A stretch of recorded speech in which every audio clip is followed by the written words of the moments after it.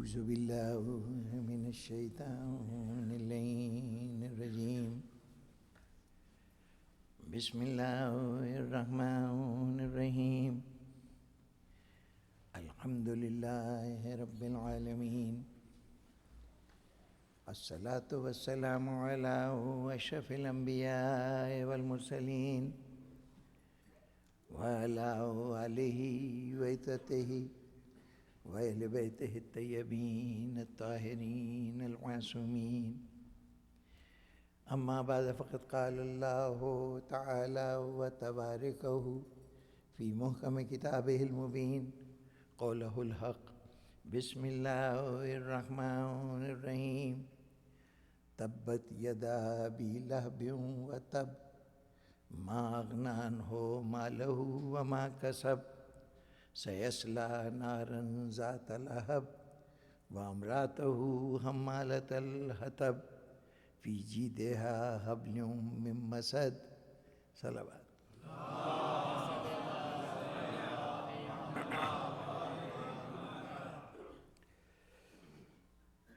سامعین گرامی، سورہ تبت یدا کی تفسیر کے سلسلے میں یہ 5ویں اور آخری گفتگو اس سورہ کے سلسلے میں شان نزول کے طور پر واحد روایت امام بخاری کی فراہم کردہ اس کا تفصیلی تجزیے کے بعد ہم اس نتیجے پہ پہنچے کہ کم از کم جو روایت اس سورہ مبارکہ کے نزول کے اسباب کے طور پر بیان کی گئی، وہ روایت نہ درایت کے پہلو پر قابل قبول ہے اور نہ روایت کے اعتبار سے قابل قبول ہے۔ یہ طے ہو جانے کے بعد کہ اس کی شان نزول وہ نہیں ہے جو امام بخاری نے بیان کی، تو اب اس کے بعد ہم نہیں جانتے کہ یہ سورہ کب نازل ہوئی اور نزول کا موقع کیا تھا۔ جو موقع بتایا گیا اگر وہ نہیں ہے تو پھر دوسرے موقع سے ہم آگاہ نہیں ہیں۔ اس موقع سے عدم واقفیت کا ایک حل یہ تھا کہ اس نام کی طرف رجوع کیا جائے جس سے سورہ کا آغاز ہوا، تو کئی سوالات اور ان کے جوابات کی تلاش نے یہ انکشاف کیا کہ اولاً قرآن مجید کا مزاج نہیں ہے کہ وہ نام لے کر کسی کی تعریف یا برائی کرے، اور اگر نام لے کر ہی برائی کرنی مقصود تھی تو اس کے لیے کنیت کو، جس کا استعمال نام کے بجائے کنیت کا استعمال عزت و توقیر کا مظاہرہ ہوتا ہے، اللہ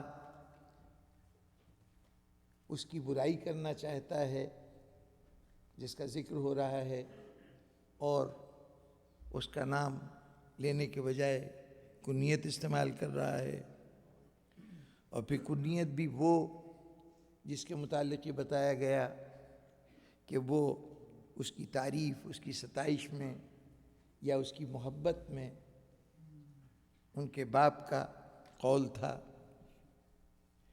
پھر مزید غور کرنے سے معلوم ہوا کہ جو صفت اس کنیت میں بیان کی گئی ہے، یعنی یہ کہ حسن و جمال کی فراوانی نے ابو لہب کا لقب دلوایا عبدالعزیٰ کو، اس لیے کہ وہ بڑا حسین تھا، لیکن تاریخ نے بتایا کہ یہ بات بھی صحیح نہیں ہے۔ اور اس کے بعد آخری بات یہ نتیجہ نکلا کہ زمانہ جاہلیت میں ہمیں ایک شہادت بھی نہیں ملتی کہ اسلام سے پہلے اس شخص یعنی عبدالعزیٰ کو ابو لہب کہا گیا ہو۔ یہ خطاب مسلمانوں کی تصانیف میں، تالیفات میں ملتا ہے۔ اس سے پہلے اگر کوئی حوالہ ہمیں ملا بھی تو اس میں اس کی کنیت ابو عتبہ یا ابو طیبہ، یہ دو کنیتیں استعمال ہوئیں جو اس کے دو بیٹوں کے نام تھے۔ ابو لہب کا لفظ ہمیں کہیں اور نہیں ملا اسلام سے پہلے۔ یوں کہیے کہ تبت یدا ابی لہب کے نزول کے بعد مسلمانوں نے سوچا کہ یہ نام ابو لہب اس کا رکھنا چاہیے جو رسول کا چچا تھا اور اس کا نام عبدالعزیٰ تھا۔ تو اب نہ تو ہمیں اس سورہ مبارکہ کے نزول کی تاریخ معلوم، نہ وہ سبب معلوم جس کے تحت نازل ہوا، نہ وہ شخص معلوم جس کے لیے یہ سورہ نازل ہوئی۔ اب سورہ کا ترجمہ لفظوں کو نام کے بجائے صفت سمجھتے ہوئے یوں ہوگا کہ وہ جو اپنے وجود سے مجسم شیطان تھا، ابو لہب شولوں کا بنا ہوا، یعنی شیطانی صفات جس میں کامل ترین تھیں، مکمل شیطان تھا، اس کی قوتیں ختم ہو گئیں، ہاتھ ٹوٹ گئے، وہ تباہ و برباد ہو گیا، نہ اس کے مال کام آیا، نہ جو اس نے دولت جمع کی تھی، حاصل کی تھی، وہ کام آئی۔ وہ جہنم کے شعلوں میں جلے گا، اور اس کے ساتھ اس کی وہ بیوی بھی کہ جو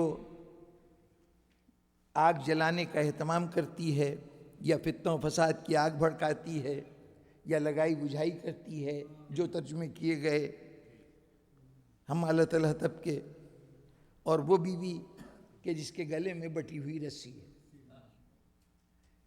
اب جب ہر قید سے آزاد ہو کر یہ آیت اپنے اس مفہوم کے سامنے ہمارے سامنے آئی، اس مفہوم کے ساتھ، تو اب ہمارے لیے گویا تلاش و جستجو کا ایک میدان سامنے آ گیا کہ اب ہم مسلمانوں کی تاریخ میں، اور بالخصوص حیات رسالت کی اس تاریخ میں، یہ دیکھیں کہ ان صفات کا حامل کوئی افراد مل جاتے ہیں تو ممکن ہے کہ وہ اس ابو لہب، جس کو ابو لہب کہا جا رہا ہے، اس کے بجائے وہ اس آیت کے مصداق ہوں۔ اور جب اس پیمانے کو لے کر ہم تاریخ پر نظر ڈالتے ہیں تو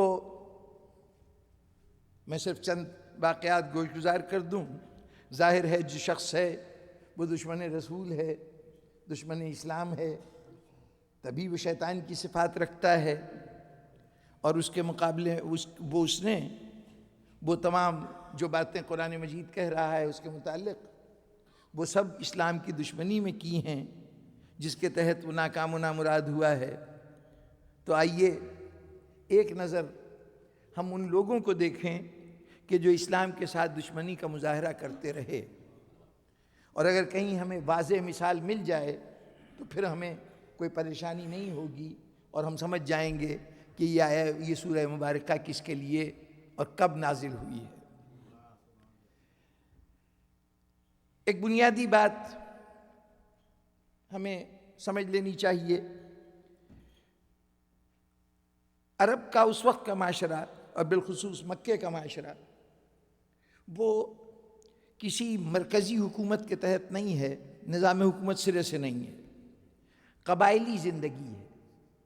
قبائلی زندگی میں یوں کہیے کہ کوئی ریٹن کانسٹیٹیوشن تو نہیں ہوتا، لیکن رسم و رواج کے تحت، وقت کے مستقل طور پر تجربوں کے تحت کچھ ایسے اصول طے ہو جاتے ہیں کہ ایک فضا بقائے باہمی کی، کو ایگزسٹنس کی پیدا ہو جاتی ہے، اور ان قوانین کے تحت ہی لوگ زندگی گزارتے ہیں۔ ان قوانین میں عرب کا ایک بنیادی اصول یہ تھا، یہ خاص طور پر مکے کے اندر، کہ کسی قبیلے کا کوئی فرد کوئی جرم کرے، اگر اس جرم کو اس کے قبیلے والے اس کا سدباب کرنا چاہیں، تو جو دل چاہے اپنے قبیلے کے فرد کے ساتھ سلوک کریں، اس پر کسی اور کو اعتراض کرنے کی گنجائش نہیں ہوگی۔ لیکن اگر کسی دوسرے قبیلے کا آدمی اپنے مقابل کسی اور قبیلے کے کسی فرد واحد کو کسی اعتبار سے اذیت پہنچاتا ہے، تکلیف پہنچاتا ہے، قتل کر دیتا ہے، تو اس صورت میں یہ نہیں دیکھا جائے گا کہ یہ جو قتل ہوا ہے یا جس کو سزا دی گئی ہے یا جسے نقصان پہنچا ہے یہ قصوروار تھا یا قصوروار نہیں تھا، بلکہ پورے قبیلے کی ذمہ داری ہوگی کہ اپنے مقتول کا بدلہ لیں یا اس کے بدلے میں دیت یا اس کا یعنی اس کی قیمت وصول کریں کسی معاوضے کی صورت میں۔ یہ اس قبیلے کی ذمہ داری ہوگی۔ چنانچہ جب کبھی کسی قبیلے کا کوئی فرد اپنی حدوں سے باہر نکلنے لگتا تھا، جس کو وہ لوگ سمجھتے ہوں کہ حدوں سے باہر نکلتا ہے، تو دوسرے قبیلے کے لوگ ہاتھ ڈالنے سے پہلے یہ ضرور دیکھ لیتے تھے کہ رد عمل میں پورا قبیلہ ہمارے سامنے ہوگا اس آدمی کا، اس لیے وہ عموماً اس وقت تک اس کی طرف ہاتھ نہیں بڑھاتے تھے جب تک یا تو مقابل کا قبیلہ کمزور نہ ہو اور یا پھر دوسرے قبیلے سے یہ طے ہو جائے کہ اچھا ہم تمہارے قاتل کو جس نے تمہارا نقصان کیا ہے اس کو تمہارے حوالے کرتے ہیں، جو دل چاہے اس کو سزا دے دو۔ یعنی بغیر ایگریمنٹ کے ایسا کرنا بہت مشکل تھا، اور یا پھر یہ کہ باقاعدہ جنگ ہوگی اور اس میں جو کمزور قبیلہ ہے وہ شکست کا سامنا کرے یا تکلیف اٹھائے، جو کچھ بھی ہو۔ جس وقت اسلام آیا، چاہے کسی کو کتنا ناگوار گزرے، لیکن عرب براہ راست حضور صلی اللہ علیہ وآلہ وسلم کی ذات گرامی پر حملہ نہیں کر سکتے۔ فزیکل ٹارچر ان کے لیے اتنا آسان بات نہیں ہے، اس لیے کہ اس کا رد عمل انتہائی شدید ہونے کا امکان ہے۔ ایک واقعہ تاریخ میں بہت تفصیل سے لکھا ہوا ہے حضرت حمزہ کے اعلان اسلام کا۔ میں نے مصلحتاً یہ نہیں کہا کہ اسلام لانے کا، اعلان اسلام کا، حضرت حمزہ کے۔ واقعہ یہ ہوا کہ ایک دن حضور صلی اللہ علیہ وآلہ وسلم گھر سے باہر نکلے، باہر تھے اور وہاں سے واپس گھر کی طرف آ رہے تھے، راستے میں ابو جہل مل گیا۔ اب ابو جہل بہت ممتاز حیثیت رکھتا ہے، بنو مخزوم کے قبیلے سے تعلق رکھتا تھا، وہ راستے میں مل گیا۔ اس نے آپ کی شان میں کچھ نازیبا الفاظ کہنے شروع کیے، یعنی تم گمراہ کر رہے ہو، تم لوگوں کو، ہمارے جوانوں کو بہکا رہے ہو، شاید اس کے اندر یعنی کوئی ایسے سخت لفظ بھی ہوں جو واضح طور پر توہین کا پہلو رکھتے ہوں۔ اس طرح سے گستاخی اور بدتمیزی کرتا ہوا وہ حضور کے ساتھ ساتھ آیا۔ حضور پورے ضبط و تحمل سے ساری بات سنتے رہے۔ حضور اپنے گھر میں چلے گئے، ابو جہل جا کے خانہ کعبہ کے اندر، خانہ کعبہ کے باہر جو میدان تھا اس کے اندر کچھ اور عرب کے سرداروں کے درمیان جا کے بیٹھ گیا۔ حضرت حمزہ جو حضور کے چچا تھے، وہ سیر و شکار کے بڑے شوقین تھے، تقریباً روز وہ صبح صبح نکل جاتے تھے اور صحرا میں جا کے شکار کرتے تھے، اس کے بعد وہاں سے پلٹ کے آتے تھے، تو گویا وہی شکار کیا ہوا جانور ان کی غذا ہوتا تھا۔ ایک دن شکار سے واپس آئے تو ایک کنیز راستے میں مل گئی اور اس نے کہا کہ آج معلوم ہے تمہارے بھتیجے کے ساتھ ابو جہل نے کیا کیا؟ انہوں نے کہا کیا کیا؟ تو اس نے بتایا کہ ابو جہل نے اس طرح سے گستاخی کی ہے اور ان کی شان میں یعنی ان کی بے حرمتی کا سبب بنا ہے۔ حضرت حمزہ کو غصہ آیا اور وہیں سے وہ سیدھے یہ پوچھتے ہوئے کہ ابو جہل کہاں ہے، معلوم ہوا خانہ کعبہ کے نواح میں بیٹھا ہوا ہے۔ یہ وہاں پہنچے، اپنی کمان کو رسی سے باندھا جاتا ہے نا، اس کے دو سروں کو، وہ سرا کھول لیا اور اب وہ ایک اسٹک کی سی صورت ہو گئی اس کمان کی، اور جاتے ہی ابو جہل کو گریبان سے پکڑا۔ خیال رہے کہ ابو جہل عرب کے سرداروں میں سے ہے، اپنے قبیلے کا ایک معزز آدمی ہے، گریبان سے پکڑا اور اس کے بعد کمان سے مارنا شروع کیا اور کہا سن لو کہ تم سمجھتے ہو کہ میرا بھتیجا بے سہارا ہے، تو پھر یہ آج سے سب کوئی کان کھول کے سن لو کہ میں نے بھی اس کا دین اختیار کیا۔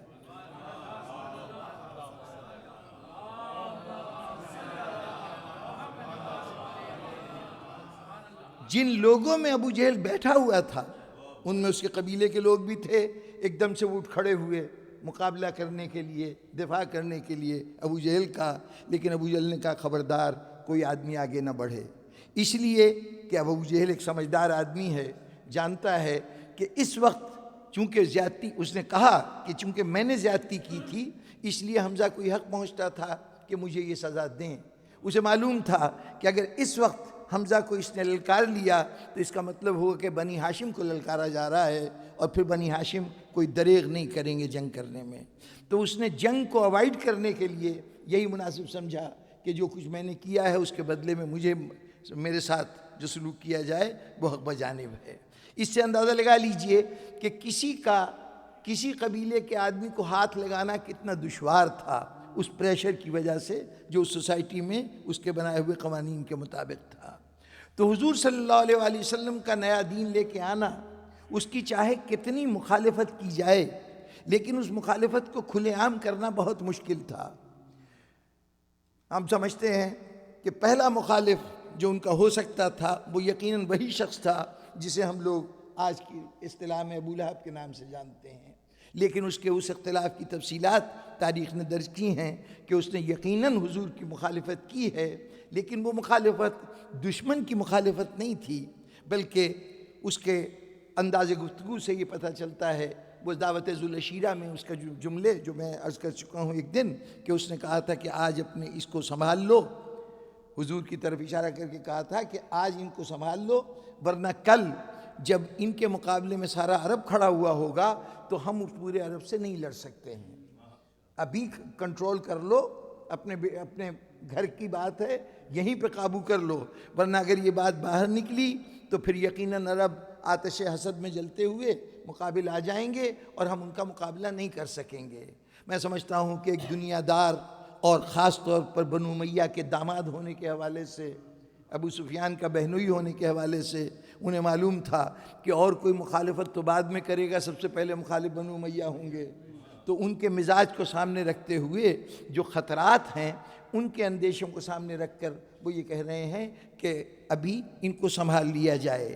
اس موقع پر ابو لہب کا یہ اظہار، اور پھر اس کے بعد وہ واقعہ جس کا امام بخاری نے ذکر کیا، اس کے نتیجے میں تبت یدا ابی لہب نازل ہوئی ہو یا نہ ہوئی ہو، ظاہر ہے کہ اس واقعے کے نتیجے میں ہم سمجھتے ہیں کہ نہیں نازل ہوئی تبت یدا ابی لہب، کیونکہ وہ موقع ہی نہیں تھا کہ یہ سورہ نازل ہوتی، لیکن ممکن ہے کہ یہ واقعہ ہوا ہو کہ حضور جب کوہ ابو قبیس کے اوپر جا کر انہوں نے خطاب کیا ہو، اس وقت ابو لہب نے آ کے کہا ہو کہ تو تباہ ہو، تو نے کیا اس مقصد کے لیے ہمیں جمع کیا تھا۔ یہ جملہ یقیناً ہو سکتا ہے، بہت امکان ہے کہ ابو لہب نے کہا ہو، اور یہ کہنے کی اسپرٹ کیا ہے؟ کہنے کی اسپرٹ اس جملے کی مخالفت نہیں ہے۔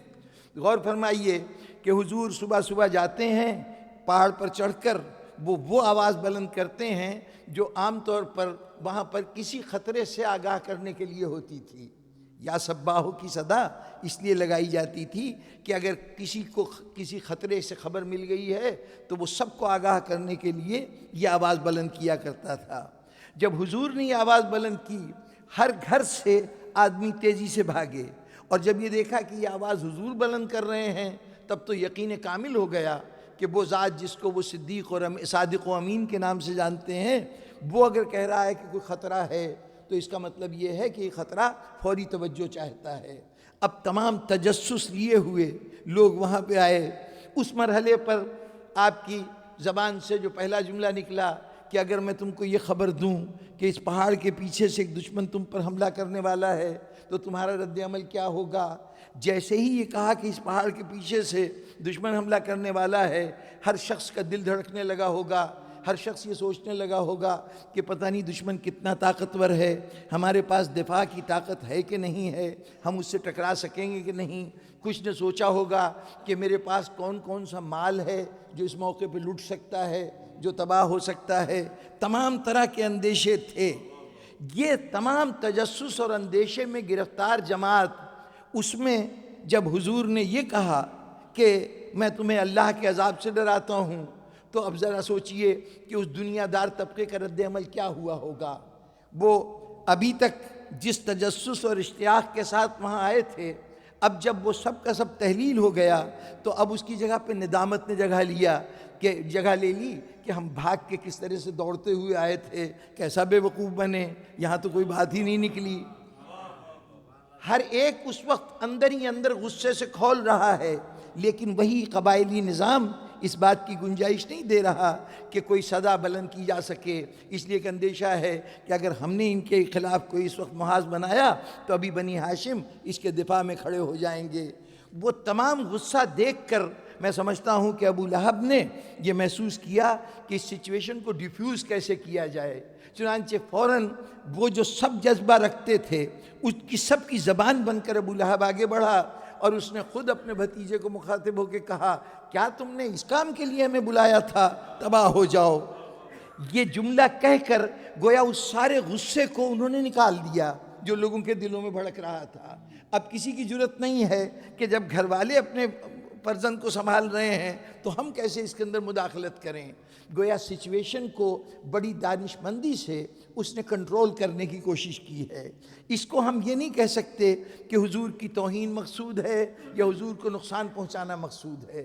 میں وکالت نہیں کر رہا، اس کا کفر اپنی جگہ پہ مسلم، لیکن کم از کم وہ جو کہتے ہیں کہ ڈیول کو بھی اس کا ڈیو دینا چاہیے، تو اگر اس موقع پر یہی بات دانش مندی کا تقاضا ہو جو وہ کر رہا ہے تو مجھے کہنے دیجئے کہ یہ دشمنی کا جذبہ نہیں ہے، بلکہ ایک جہاں دیدہ زمانے کے اونچ نیچ کو سمجھنے والے بزرگ کی طرف سے بگڑتے ہوئے حالات کو قابو کرنے کی کوشش ہے۔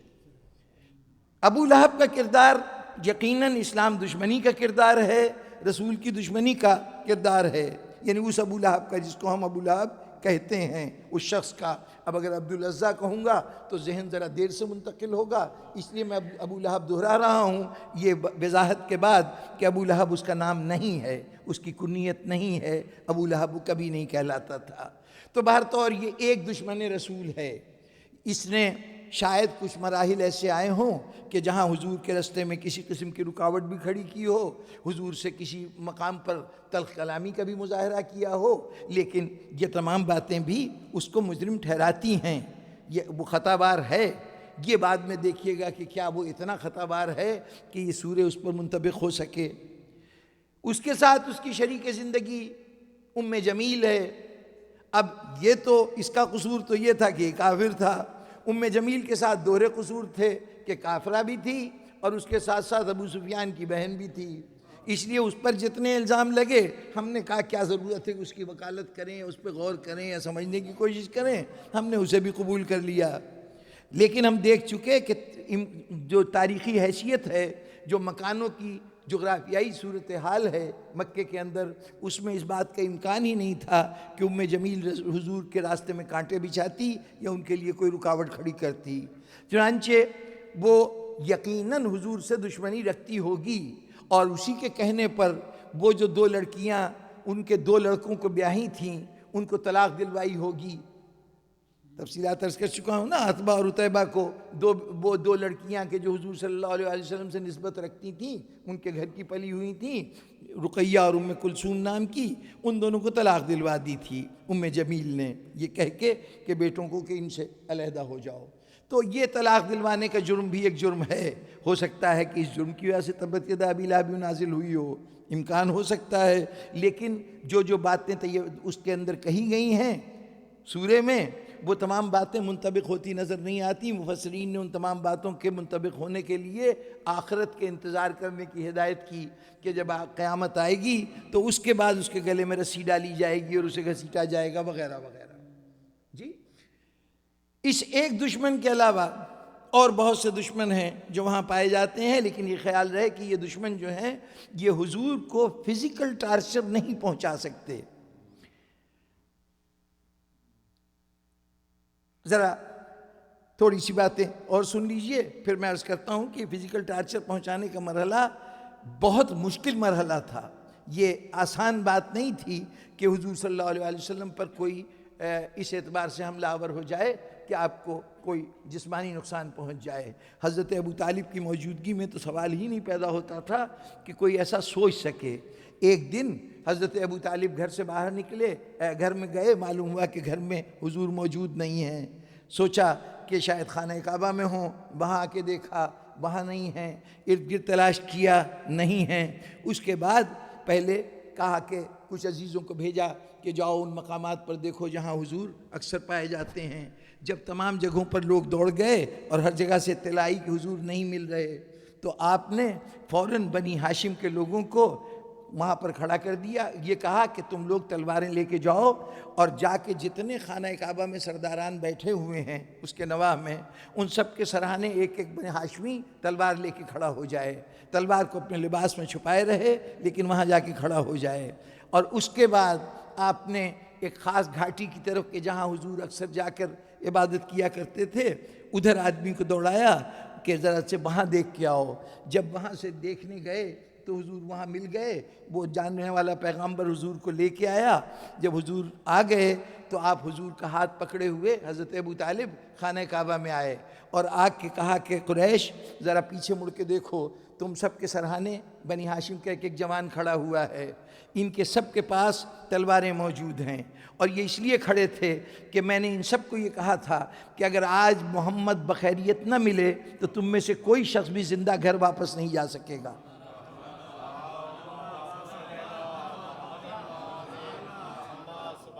جہاں یہ نظام موجود ہو وہاں کسی کی جرت نہیں کہ براہ راست حضور تک ہاتھ بڑھا سکے۔ البتہ وہ مسلمان جو کسی نہ کسی حوالے سے قریش کے کسی قبیلے کے یا کسی سردار کے تحویل میں تھے، اصل مصائب کا سامنا وہ لوگ تھے۔ مثلا جناب بلال غلام تھے امیہ ابن خلف کے۔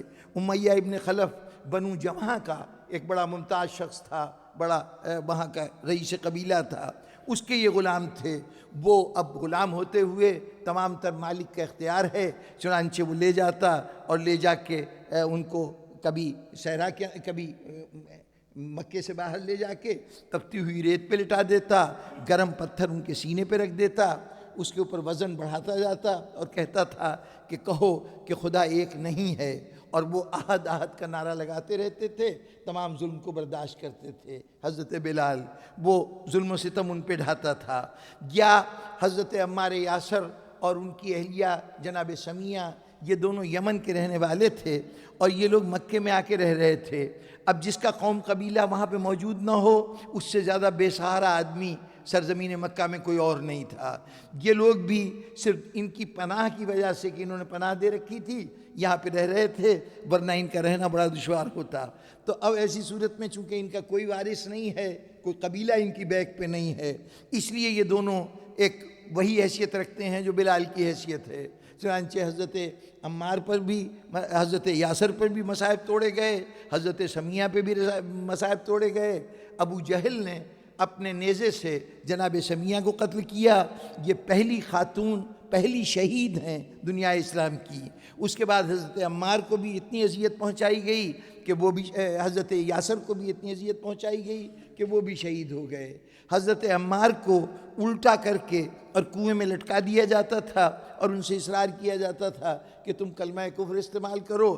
آخر ایک دن ان کی زبان سے اتنی اذیتیں پہنچیں کہ ان کی زبان سے کلمہ کفر جاری ہو گیا۔ روتے ہوئے بارگاہ رسالت میں آئے، جب چھوڑ دیے گئے تو روتے ہوئے بارگاہ رسالت میں آئے کہ یا رسول اللہ، میں نے سختیوں کی حالت میں یہ بات کہہ دی۔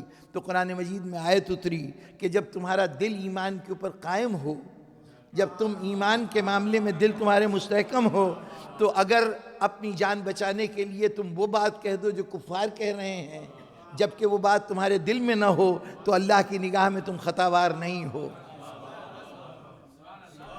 یعنی یہ تقیہ کا پورا نظام حضرت عمار یاسر کے ان مصائب کے برداشت کرنے کے نتیجے میں اللہ نے یہ نعمت آپ کو عطا کی کہ جس کے تحت برے سے برے حالات میں بھی زندہ رہنے کا امکان فراہم ہو جائے۔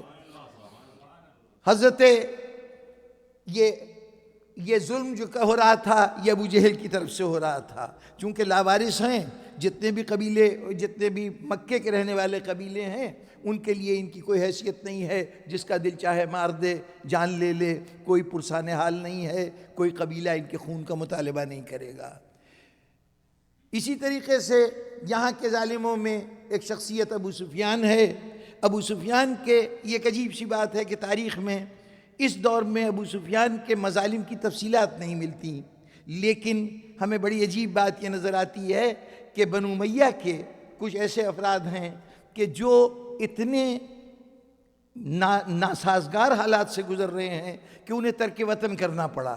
حضور نے جو پہلی ہجرت کا حکم دیا ہے تو ظاہر ان مسلمانوں کو ہجرت کا حکم دیا ہوگا جن کا رہنا مکے میں بہت دشوار رہا ہوگا۔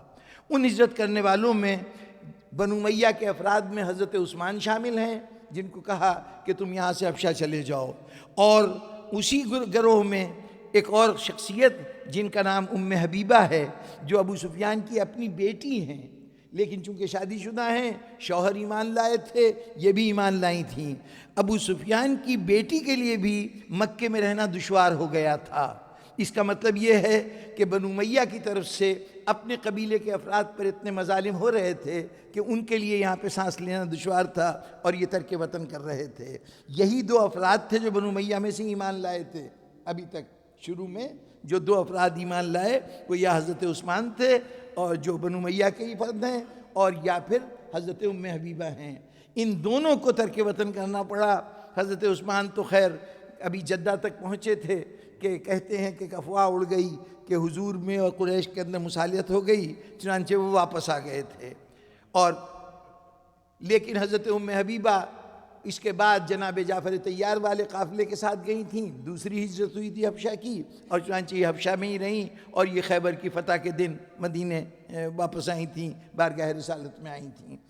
بہرطور بنو امیہ کے اس وقت کے مظالم تو ہمارے سامنے نہیں ہیں، لیکن اس کے ابو سفیان کے سلسلے میں ہمیں بعد میں پتہ چلا کہ جتنے وہ مرحلے کہ جب اسلام کے لیے مشکل ترین مرحلے تھے، اس وقت سب سے اہم کردار جس نے اسلام دشمنی کے مظاہرے کا کیا ہے وہ ابو سفیان ہے۔ اب یہ دشمنوں کی سمجھیے کہ ان میں سے ایک اور دشمن رسول ہے جس کا نام عاص ابن وائل ہے، جس کا بیٹا عبداللہ ابن عمر ابن عاص تاریخ کی ایک بڑی اہم شخصیت ہے کہ جو حضور کے ساتھ بھی جنگ کرتا رہا۔ جو مہاجرین سرزمین حبشہ میں گئے تھے حضرت جعفر طیار کی کمانڈ میں، ان کو واپس لانے کے لیے عربوں نے ایک وفد بھیجا کہ ہمارے کچھ آدمی بھاگ کے تمہارے پاس آ گئے ہیں نجاشی کے پاس، ان کو ہمیں واپس کر دو۔ اس وفد کی کمانڈ سپرد کی گئی تھی عمر بن العاص کے۔ وہ گیا تھا کہ یہ بڑا چرب زبان ہے، اپنی خوبصورت لب و لہجے سے نجاشی کو اپنے شیشے میں اتار لے گا اور اپنے آدمیوں کو لے آئے گا۔ یہ اور بات ہے کہ وہ ناکام واپس آیا تھا، اور حضرت جعفر طیار کی صاف گوئی نے اس کی تمام چرب زبانی کو شکست دے دی تھی۔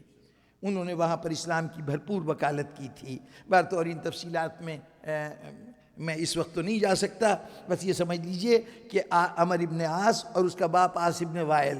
عاص ابن وائل وہ شخص ہے جس نے حضور کے فرزند کے انتقال پر یہ طعنہ دیا تھا کہ اب آپ کا نام لیوا کوئی نہیں رہے گا۔ تو سورہ کوثر نازل ہوئی تھی جس میں یہ کہا گیا تھا کہ اے رسول تم تو نہیں، تمہارا دشمن ضرور ایسا ہوگا کہ اس کا نام و نشان دنیا میں باقی نہیں رہے گا۔ تو یہ عاص ابن وائل ایک اور دشمن رسول ہے۔ یہ ان تمام قریش کے دشمنوں میں حضور اپنی زندگی کے دن گزار رہے ہیں۔ زیادہ مصائب مسلمانوں کو درپیش ہیں۔ حضور کے مصائب کی صورتحال یہ ہے کہ آپ کے لیے جب بھی کوئی مصیبت آنی ہوتی ہے، یعنی جو قریش ان کے لیے مصیبت پیدا کرنا چاہتے ہیں، تو وہ عام طور پر اس طرح سے ہوتی ہے کہ ان کے اوپر گرفت نہ آ سکے۔ یعنی پہلے اہتمام یہ کیا گیا کہ بچوں کو پیچھے لگا دیا جاتا تھا کہ یہ حضور جہاں تبلیغ کرنے کھڑے ہوں وہاں وہ تالیاں بجائیں، شور کریں، تاکہ حضور کی بات لوگ نہ سن سکیں۔ تو اب جب بچوں کو درمیان میں چھوڑا جائے تو اب کون کی شکایت لے کے جائے؟ قبیلوں کی جنگ تو اس کے اوپر نہیں ہوگی کہ جی ایک بچہ کچھ بچے کسی شخصیت کو چھیڑ رہے تھے، لیکن اس کا جواب اللہ تعالیٰ نے انتظام پہلے کروا دیا تھا کہ رسول کی گود میں کیسے بچے کو پلوا دیا تھا کہ وہ تنہا عرب کے سارے بچوں کو سنبھالنے کے لیے کافی تھا۔ چنانچہ جناب امیر علیہ السلام کے القاب میں ایک لقب ہے قصیب، جس کا مطلب ہے ہڈیاں توڑنے والا۔ قصیب یہ ہڈیاں توڑنے والا اس طرح کہ کہ حضور جب نکلتے تھے تبلیغ کے لیے بچے پیچھے آتے تھے. اب اس کے بعد علی ابن ابی طالب نے کہا یا رسول اللہ اب مجھے ساتھ لے کے چلا کیجئے. بس ساتھ چلے علی. جس دن بچے آئے تو کسی کو ہاتھ مارا، اس کی ہاتھ کی ہڈی ٹوٹی، کسی کی پیر کی ہڈی ٹوٹی، روتے پیٹتے گھر چلے گئے. کیا ہوا؟ ایک علی نے ہم سب کو مار کے گھر پہنچا دیا ہے.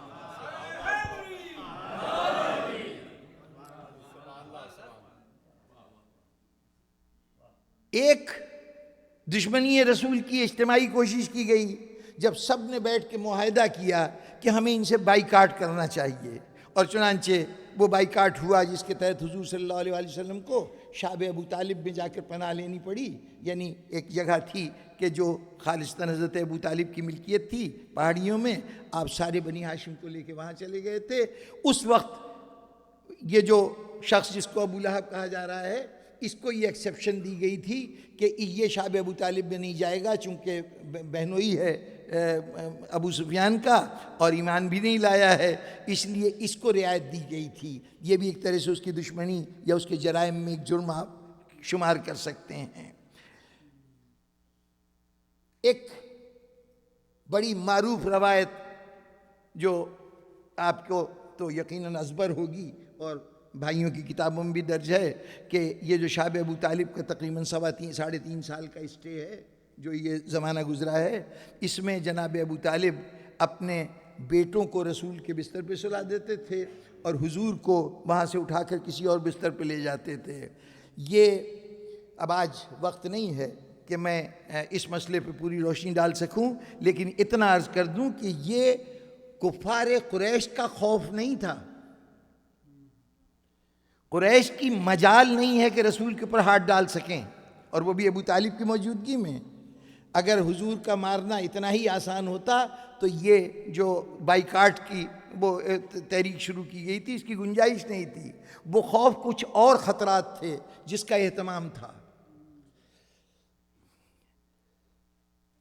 بچپن کا ایک واقعہ شاید آپ لوگوں کے ذہنوں میں ہو کہ حضور کو لے کر حضرت ابو طالب شام کی طرف جا رہے تھے. راستے میں ایک راہب تھا کہ جس کا عبادت خانہ بنا ہوا تھا. اس کے قریب یہ قافلہ جا کے رکا. راہب نے نہ معلوم اس قافلے میں کیا بات دیکھی کہ وہاں بحیرہ اس کا نام تھا راہب کا. اس نے پیغام بھیجا کہ قافلہ آج ہمارا مہمان ہوگا. جن کو آج تک کبھی یہ موقع نہیں ملا تھا کہ اس کی زیارت بھی کر سکیں. بڑا محترم اور بڑا مقدس شخص تھا. عام پبلک کا اس تک رسائی نہیں ہوتی تھی. نہ کہ یہ کہ وہ دعوت دے رہا ہے.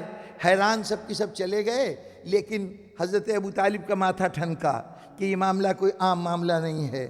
سب کو لے گئے لیکن بھتیجے کو وہیں سامان کے پاس چھوڑ گئے، ان کو ساتھ نہیں لے گئے. وہاں پہنچے، بحیرہ نے ایک ایک کو سر سے پیر تک دیکھنا شروع کیا. جب سب کے سب داخل ہو گئے تو کہا کہ تمہارا کوئی آدمی اور بھی تھا اس قافلے میں؟ سب نے کہا کہ بظاہر اور تو کوئی نہیں تھا. اس نے کہا نہیں، کوئی نہ کوئی ضرور اور ہے. لوگوں نے کہا کہ وہ ایک لڑکا ہے جسے ہم اپنے سامان کے پاس چھوڑ آئے ہیں. انہوں نے کہا کہ یہ کیسا تم نے انتظام کیا ہے؟ ارے اگر سامان کی حفاظت کے لیے چھوڑا ہوتا تو کسی جوان کو چھوڑتے، کسی عمر رسیدہ کو چھوڑتے. بچے کو کیوں چھوڑا ہے؟ بچے کو بلاؤ. اب بچے کو بلایا گیا. بارات آ گئی تھی، دولہا نہیں آیا تھا. حضور تشریف لائے تو اب جن علامتوں کو دیکھ کر اس نے یہ سمجھ لیا تھا کہ اس قافلے میں وہ ذات موجود ہے. جب حضور آئے تو اب رازدار تھا، رازوں کو سمجھتا تھا. چنانچہ اب اس سے کہاں پردہ رہ سکتا تھا. اس نے بہت سے سوالات کیے. پھر اس کے بعد شانے سے لباس ہٹا کے دیکھا، کچھ وہاں نظر آیا، جھک کے اس جگہ کا بوسہ دیا. اس کے بعد حضرت ابو طالب سے پوچھا کہ آپ اس کے کون ہیں؟ انہوں نے کہا میں باپ ہوں، یہ میرا بیٹا ہے. کہا نہیں، یہ نہیں ہو سکتا، ان کے باپ کو اس وقت زندہ نہیں ہونا چاہیے. انہوں نے اب کہنا پڑا کہ ہاں باپ زندہ نہیں ہے، میں اس کا چچا ہوں اور باپ کی حیثیت رکھتا ہوں. کہا اچھا آپ باپ کی حیثیت رکھتے ہیں تو سن لیجئے کہ آپ اس بھتیجے کو لے کے شام نہ جائیے، اس لیے کہ ان کے بہت سے دشمن ہیں جو اس بات کا انتظار کر رہے ہیں کہ ان کا اس مرحلے پر، یعنی ان کے ظہور سے پہلے یا ان کے دنیا میں آنے کے بعد ان کو ختم کر دیا جائے. اور اس وقت میرے اس کلیسا میں، میرے اس عبادت خانے میں ایک گروہ آیا ٹھہرا ہوا ہے جن کو ان کے علم نے بتایا ہے کہ آخری نبی کا اس راستے سے گزر ہونے والا ہے، تو کہیں ان کو بھنک ہو گئی تو وہ اس کی جان لے لیں گے، چنانچہ آپ اس کو فوراً واپس لے جائیے، شام نہ جائیے۔ حضرت ابو طالب تجارتی سفر پہ نکلے تھے، نہ معلوم اس سفر کے کینسل کرنے کے کتنے نقصانات ہوئے ہوں، ان سب چیزوں سے بے پرواہ ہو کر حضرت ابو طالب حضور کو واپس لے کے آئے تھے۔ وہ دشمن جو قریش نہیں تھا، جو شام میں حضور کی تلاش کر رہا تھا، جو یہاں پر حضور کے لیے تلاش میں آیا تھا، یہ وہ دشمن ہے جس کو یوں سمجھ لیجئے کہ یہ وہ دشمن ہے کہ جو کبھی نمرود کے ذہن پر اثر انداز ہوا تھا کہ اس وقت کے ابراہیم کو پیدا نہ ہونے دو، جو اپنے وقت میں حضرت موسیٰ کی پیدائش سے پہلے فرعون سے کہہ رہا تھا کہ موسیٰ کو دنیا میں نہ آنے دو، وہی قوت، وہی طاقت کوشش کر رہی تھی کہ اگر آخری نبی کو آنے سے پہلے ختم کر دیا جائے یا اعلان نبوت سے پہلے ختم کر دیا جائے تو اس کے بعد تو خزانہ قدرت میں اب تو کوئی باقی ہی نہیں رہ گیا، اس کے بعد وہ یقیناً دنیا میں کامیاب و کامران ہو جائے گا۔ یہ کون ہے؟ وہ جو یہ کہہ کے آیا تھا کہ میں جا کے صراط مستقیم پر بیٹھوں گا اور انسان کو بہکاتا رہوں گا۔ یہ وہ شیطانی قوتیں تھیں۔ اب اوروں کے لیے تو یہ قوتیں بے خبری کی بات تھی، انہیں نہیں معلوم تھا کون ہے، لیکن ابو طالب جو عبد المطلب کا جانشین تھا، وہ عبد المطلب جو حضرت اسماعیل کا جانشین تھا، وہ خاندان کا وہ فرد کہ یوں سمجھیے کہ اللہ کی طرف سے آنے والی ہدایت کا آخری نمائندہ تھا، جسے سارے انبیاء کا چارج ہینڈ اوور کرنا تھا محمد عربی کے ہاتھ میں۔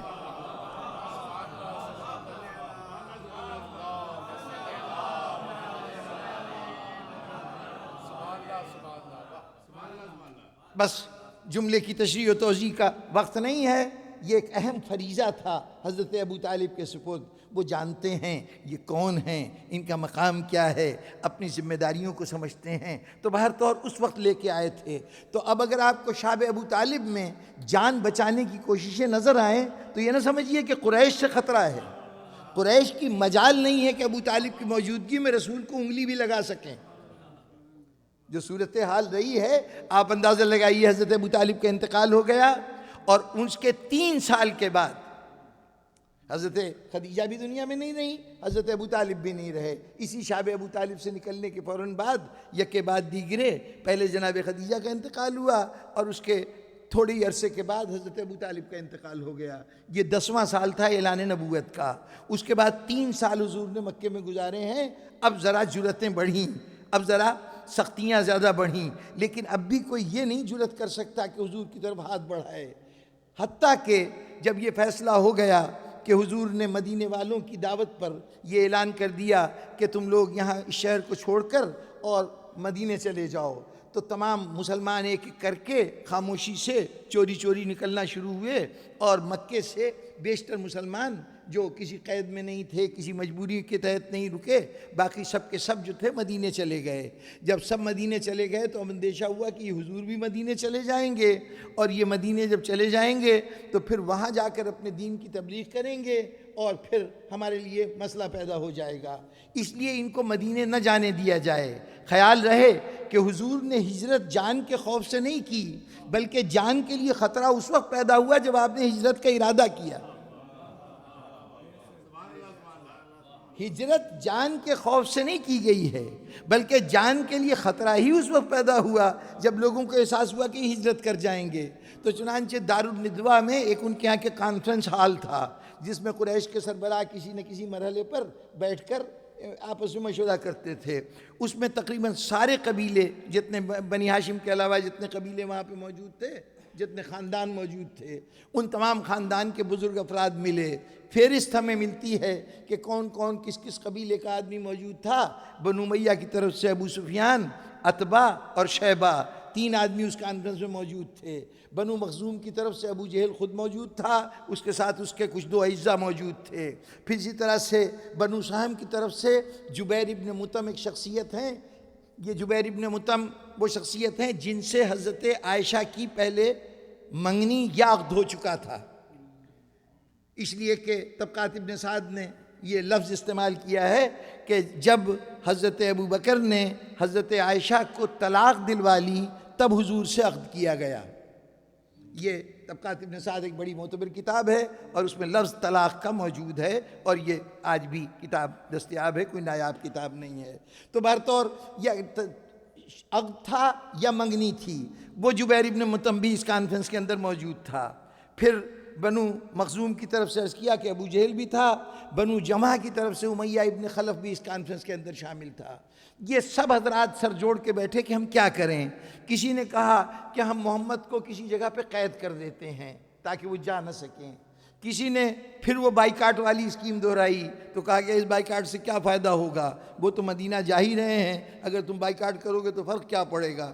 تو پھر اس وقت ابو جہل نے، اور بعض روایتیں یہ کہتی ہیں کہ ایک شخصیت ان میں آئی کہ جو عربی لباس میں تھی، بظاہر وہ شیطان تھا، اس نے آ کے مشورہ دیا کہ دیکھو ایک ترکیب کرو کہ اگر ہر قبیلے کا، ہر خاندان کا ایک ایک آدمی جمع ہو اور یہ سب مل کر ایک رات میں اچانک حملہ کر کے محمد کو قتل کر دیں، تو ایسی صورت میں اب بنی ہاشم پورے عرب سے تو نہیں لڑ سکتے، تمام قبیلوں سے جنگ نہیں کر سکتے، ہم سب مل کے شریکوں کو ہم سب قتل کریں گے، اور اگر بہت زیادہ ہنگامہ ہوا تو ہم اس کی دیت دے دیں گے، یعنی اس کا خون بہا، اس کا معاوضہ ہم دے دیں گے، اور اس طرح معاملہ رفع دفع ہو جائے گا۔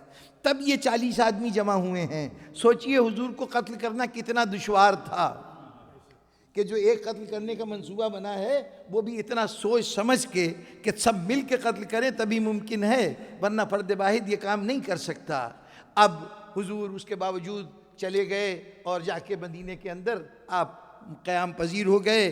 اب قریش مکہ کو سخت ناکامی ہوئی، چنانچہ اب ان کے اندر لاوا سا پکنے لگا کہ اب کیسے حضور کا سدباب کیا جائے۔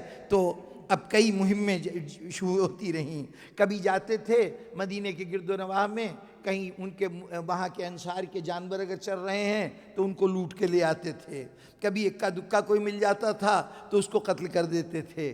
ادھر پھر مسلمانوں نے جوابی کارروائی شروع کی اور انہوں نے راستوں کی نگرانی شروع کر دی کہ اگر یہاں سے قریش کا کوئی قافلہ شام جائے گا اور وہاں سے واپس آئے گا تو اس قافلے کے اوپر ہم جوابی حملہ کریں گے۔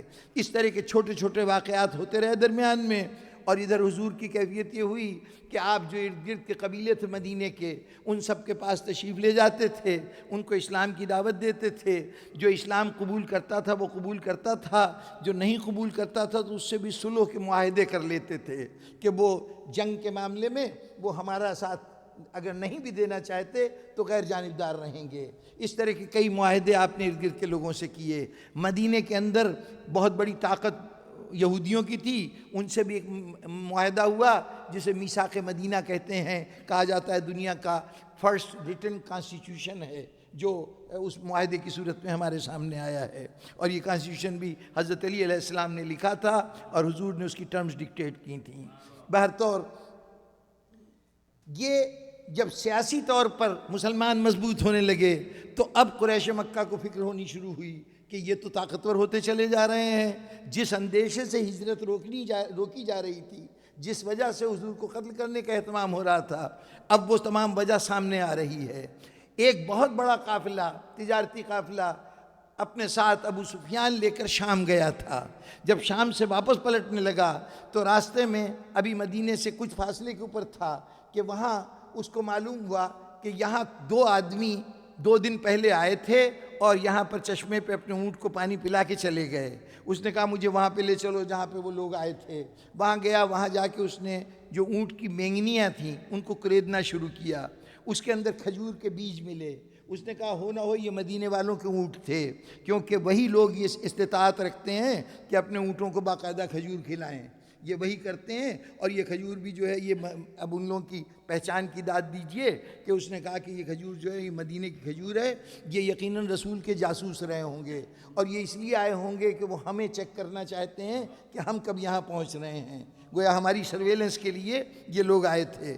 چنانچہ فوراً اس نے ایک طرف تو ایک شخص کو بھیجا سرزمین مکہ کی طرف کہ دیکھو بھائی تمہارا سامان لٹنے جا رہا ہے، جلدی سے پہنچو مدد کے لیے، اور دوسری طرف خود اس نے اپنا روٹ تبدیل کیا اور بجائے اس کے کہ مدینے کے قریب سے ہو کے گزرتا، اس نے اپنی ڈائریکشن تبدیل کر لی اور ساحل سمندر پر پہنچ گیا، اور پھر وہاں سے چلتا چلتا یوں سمجھیے کہ تقریباً ینبوع کے مقام سے اوپر چل کر جدے تک پہنچا، اور جدے سے پھر مکے کی طرف چلا گیا۔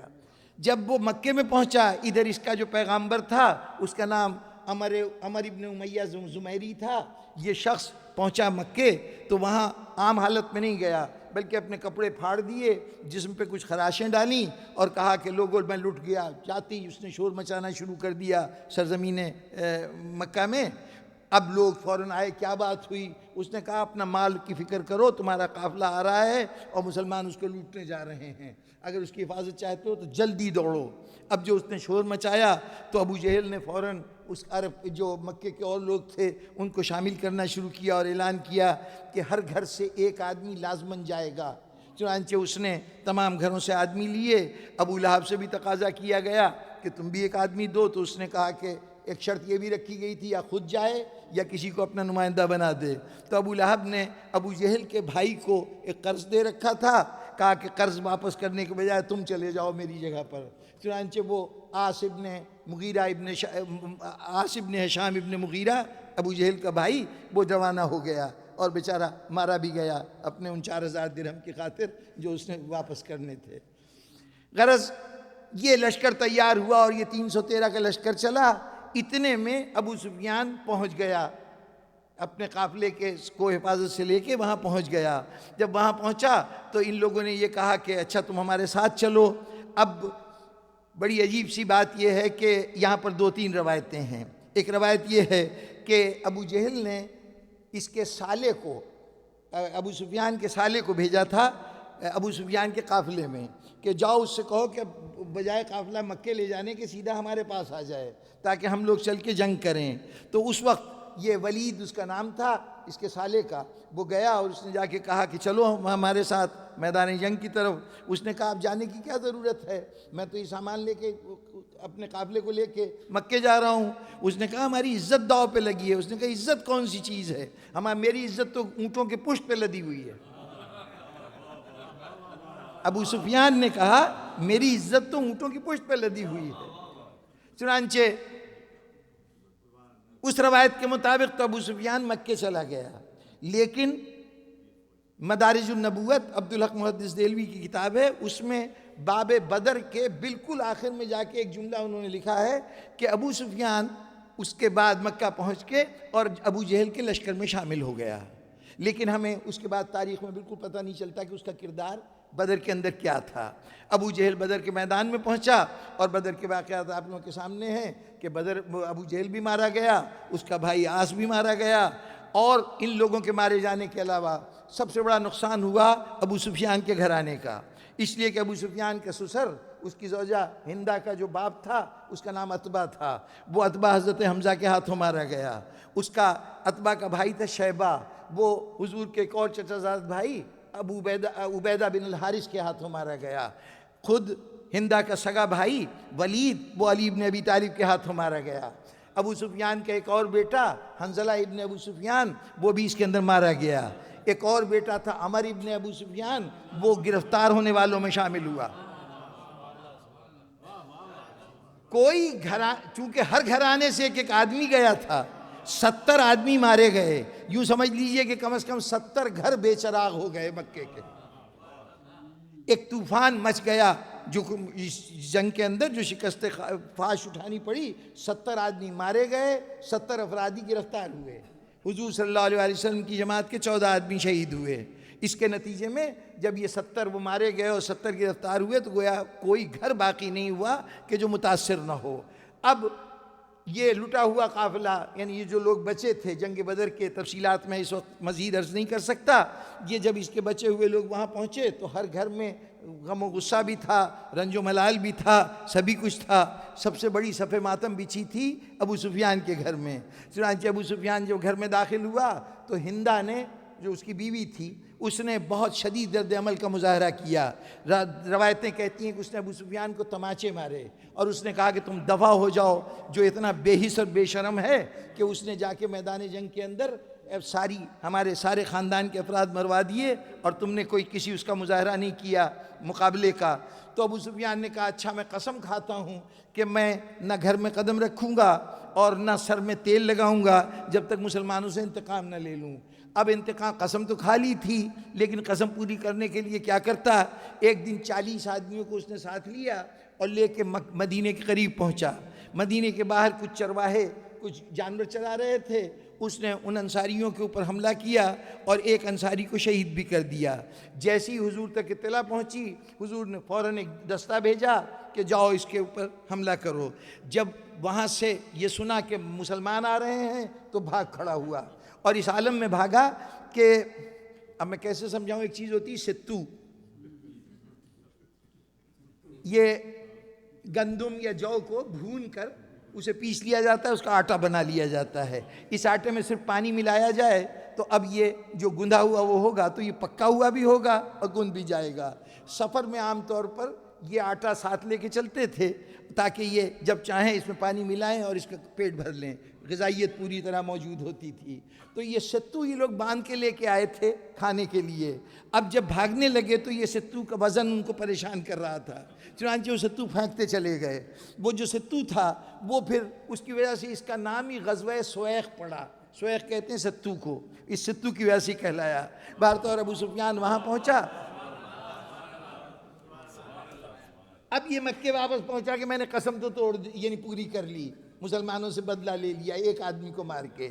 اب اس کے بعد اس نے آ کے کہا کہ نہیں ابھی بدلہ نہیں ہوا، اب اہتمام کرتے ہیں جتنا مال لے کے آیا تھا شام سے، جو قافلہ لے کے آیا تھا، کہتے ہیں کہ 1000 اونٹوں کا بار تھا اس کے اندر، یعنی 1000 اونٹوں پر جتنا سامان لد سکتا ہے وہ سامان گیا تھا، یعنی وہ وہاں سے فروخت کر کے اور پھر نیا مال خرید کے لائے تھے جو مکے میں فروخت کیا جانا تھا۔ آ کے یہ چونکہ اس کے اندر تمام مکے والوں کی کنٹریبیوشن تھی جب سامان گیا تھا، تو اس نے آ کے یہ سارا سامان جو ہے دارالندوا میں رکھ دیا، اور اس کے بعد مکے والوں سے کہا کہ دیکھو بھائی سب کے گھر کے اندر کوئی نہ کوئی عزیز مارا گیا ہے، ہمیں مسلمانوں سے بدلہ لینا ہے، تو یہ کرتے ہیں کہ جو کچھ میرا ساز و سامان ہے وہ میں سب لگاتا ہوں، اور تم لوگ یہ کرو کہ اپنا اصل زر تو اس میں سے لے لو لیکن جتنا منافع ہے وہ سب چندے کے طور پہ جمع کرو۔ وہ چندہ جمع کر کے اور اب ہم مسلمانوں پہ اٹیک کریں گے۔ اس طرح سے جو رقم حاصل ہوئی وہ رقم ابو جہل کے بیٹے اکرمہ ابن ابو جہل کے حوالے کی گئی کہ وہ رقم لے کر وہاں سے یمن گیا کہ یمن سے اسلحہ خرید کے لائے۔ چنانچہ وہ زرہیں، تلواریں، گھوڑے یہ سب اس کے بدلے میں خرید کر لے کے آیا، اور اس طرح 3000 افراد کا ایک لشکر تیار ہوا، جس میں 700 افراد وہ تھے کہ جو زرہیں پہنے ہوئے تھے، یعنی لوہے کے قمیضیں ان کے جسم کے اوپر تھیں، اور اسی حساب سے ان کی تلواریں تھیں اور اسی طرح سے ان کے گھوڑے تھے۔ یہ ایک لشکر تیار ہوا۔ یہ لشکر بڑے اہتمام سے روانہ ہونا شروع ہوا مکے سے۔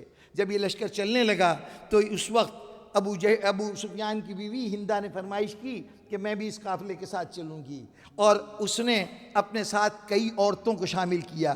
ان عورتوں میں خالد بن ولید کی بیوی، خالد بن ولید کی بہن فاطمہ بنت ولید، وہ بھی ہندہ کے ساتھ تھی۔ اسی کے اندر ابو جہل کے بیٹے اکرمہ کی بیوی بھی موجود تھی۔ اس کے اندر اور بھی بڑے بڑے، عمر بن العاص کی ایک بیوی اس قافلے کے اندر موجود تھی۔ 15 عورتیں تھیں۔ ان 15 عورتوں کا کام یہ تھا کہ قافلے کے آگے آگے رقص کرتی ہوئی چلتی تھیں، اور ان کے جو شعر پڑھتی تھیں وہ شعر بھی تاریخوں میں موجود ہیں کہ ہم چاند تاروں کی بیٹیاں ہیں، ہم تاریخ کی بیٹیاں ہیں، تاریخ ایک تارے کا نام ہے، کہا ہم تاروں کی بیٹیاں ہیں اور ہم عرب کا تمام تر حسن ہماری ذات میں ہے، اگر تم مسلمانوں سے انتقام لے لو گے تو ہماری خوابگاہیں تمہارے لیے حاضر ہیں، ہم ہم ریشم و کمخاب کے فرش پہ چلنے والے ہم تمہارا استقبال کریں گے، لیکن اگر تم نے وہاں پہ پیٹھ دکھائی یا بزدلی دکھائی تو ہم سے زیادہ تم سے نفرت کرنے والا کوئی اور نہیں ہوگا۔ یہ کہتی ہوئی، رقص کرتی ہوئی، لوگوں کو جوش دلاتی ہوئی یہ قافلہ لے کے چلیں۔ پھر ہندہ نے ایک اہتمام یہ بھی کیا تھا کہ غلام تھا، حبشی اس کا نام تھا، وحشی اس کا نام تھا، حبشی غلام تھا اصلاً۔ اس وحشی کے پاس ایک حربہ تھا، جیسے بومرینگ ایک وہ اسلحہ ہے نا، ان کا ایک خاص اسلحہ ہوتا ہے کہ جس میں نیزے کا پھل تو تقریباً کوئی 1 فٹ کا ہوتا ہے، لیکن اس کے پیچھے بہت زیادہ وزنی حصہ ہوتا ہے، دستے کا حصہ خاصا وزنی ہوتا ہے، چنانچہ اس میں بڑی قوت ہوتی ہے، جب اس کو پھینکا جائے وہ عام طور پر شکار کے جسم میں پیوست ہو جاتا ہے۔ آج بھی کئی قبائل عرب وہاں کے افریقہ کے جو ہیں وہ اس اسلحے کو ساتھ لے کے سڑکوں کے اوپر بھی گزرتے نظر آتے ہیں۔ تنزانیہ اور کینیا کے علاقے میں مڈونگا قبیلہ ایک ہے، ان کے پاس اکثر ہم نے اس قسم کے ہتھیار دیکھے ہیں۔ بہرطور وہ ہتھیار چلانے میں وہ ماہر تھا، اور اکثر اس کا مظاہرہ اس طرح سے کرتا تھا کہ اس کی آنکھ پہ پٹی باندھ دی جاتی تھی اور کسی کنیز کے سر پہ سیب رکھا جاتا تھا، اور یہ بند آنکھوں کے ساتھ اس کا نشانہ لیتا تھا اور کامیاب ہو جاتا تھا۔ چنانچہ ہندا نے اس کو پیشکش کی کہ تجھے آزادی بھی ملے گی، تجھے انعام بھی دوں گی۔ یہ تو وہ باتیں تھیں جو سب کو بتائی جا سکتی ہیں، کچھ وہ وعدے بھی کیے گئے جو بتائے نہیں جا سکتے، اور اسے آمادہ کیا کہ چونکہ اس کے باپ عتبہ کی جان حضرت امیر حمزہ نے لی تھی، تو کہا اگر تو حضرت حمزہ کو قتل کر دے تو یہ جتنے وعدے ہیں وہ پورے کروں گی۔ اس اہتمام سے تیاری کے ساتھ یہ قافلہ مدینے پہنچا۔ اب وہاں جنگ احد کی تفصیلات بیان نہیں کر سکتا، میں اتنا سمجھ لیجئے کہ جیتی ہوئی جنگ مسلمانوں نے صرف اس لیے ہار دی یا ہارنے کے قریب پہنچ گئے کہ حضور نے ایک جماعت کو مقرر کیا تھا کہ وہ ایک خاص مقام کے اوپر کھڑے رہیں، جنگ کی چاہے کتنی صورت ہو جائے وہ اس مقام کو نہ چھوڑیں۔ صورت یہ تھی کہ احد کی پہاڑی اور وہاں کی اور زمینوں کے درمیان اور پہاڑی سلسلے کے درمیان بیچ میں ایک درہ بنتا تھا، اس درے پہ ان لوگوں کو تعینات کر دیا گیا تھا۔ ان سے کہا گیا تھا کہ تمہیں چاہے جنگ فتح کی صورت میں انجام ہو یا شکست کی صورت میں، تمہیں اس جگہ کو نہیں چھوڑنا، اس کی حفاظت کرنی ہے۔ 50 آدمیوں کا دستہ تھا، لیکن جب صورت یہ ہوئی کہ بالکل میدان مسلمانوں کے ہاتھ میں رہا، جیت گئے تھے، تو اب لوٹ مار شروع ہوئی، مال غنیمت سمیٹنے لگے۔ یہ برداشت نہیں کر سکے کہ اس موقع پہ اگر ہم پیچھے رہ گئے تو مال غنیمت سے محروم ہو جائیں گے، چنانچہ ان کا سردار روکتا رہا، اس کے باوجود یہ بھاگ کھڑے ہوئے اور لوٹ مار کرنے لگے۔ یہاں ایک جملہ کہتا چلوں، دیکھیے ایک ہی میدان ہے، جہاد کا میدان ہے، ایک ہی میدان ہے، ایک فوج وہ ہے جو میدان میں کھڑی ہے، ایک فوج وہ ہے جو درے میں متعین کی گئی ہے۔ اسی ایک میدان میں اگر جو میدان میں کھڑے ہیں وہ جنگ نہ کریں تو انہوں نے تقاضائے حکم رسول پورا نہیں کیا، انہوں نے جہاد کے تقاضے پورے نہیں کیے، اور جن سے کہا ہے کہ تم تلوار نہ چلانا، انتظار کرتے رہنا، یہیں کھڑے رہنا، وہ اگر جنگ کرنا شروع کر دیں تو انہوں نے جہاد کے خلاف کیا۔ ایک ہی جنگ میں کچھ لوگوں کے لیے تلوار چلانا لازمی ہے اور کچھ کے لیے تلوار نہ چلانا لازمی ہے، کچھ کے لیے جہاد تلوار چلانا ہے، کچھ کے لیے جہاد تلوار نہ چلانا ہے۔ جب اس ایک مجمع میں کھڑے ہوئے لوگوں میں لوگ پیغام رسول کو صحیح طور پر نہ سمجھ سکیں، میدان والے میدان چھوڑ کر بھاگ جائیں، درے والے درہ چھوڑ کر جنگ میں حصہ لے لیں، تو آج کوئی یہ کہے کہ جناب ہم فیصلہ کر دیں کہ جہاد جب چاہیں جہاں چاہیں کر لیں، وہ پہلے دیکھ لے کہ معصوم کی نظر کے علاوہ یہ کوئی فیصلہ کر ہی نہیں سکتا کہ کہاں جہاد کرنا چاہیے اور کہاں نہیں کرنا چاہیے۔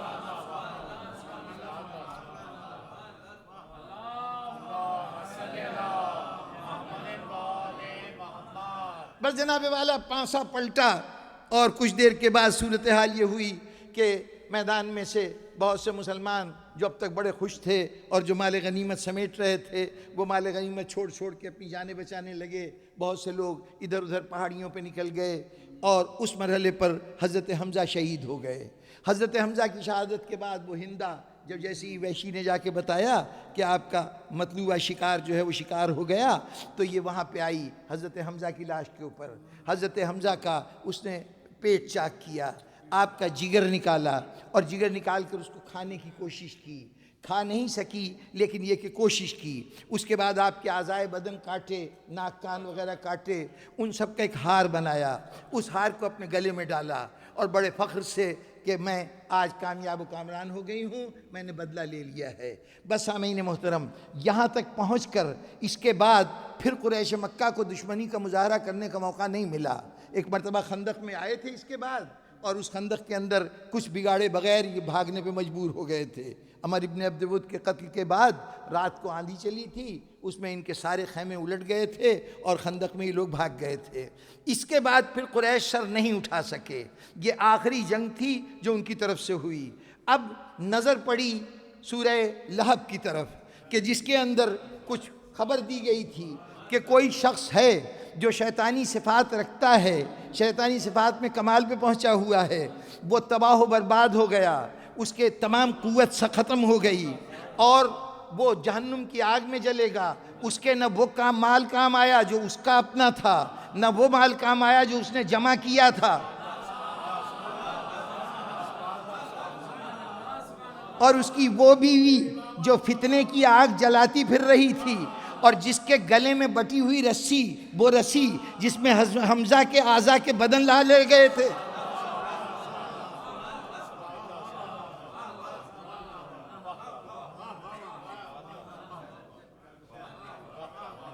اب اگر تاریخ میں کوئی اور جوڑا ایسا مل سکے تو سورہ لہب کا مصداق اسے ٹھہرا دیجئے، اور اگر اس کے مقابلے میں اس ابو لہب کو جس کو آپ ابو لہب کہتے ہیں اور اس کی بیوی ام جمیل کا کردار اس کے مقابلے میں ذرا سے بھی وزن رکھتا ہو تو اس کی بات کر لیجئے گا۔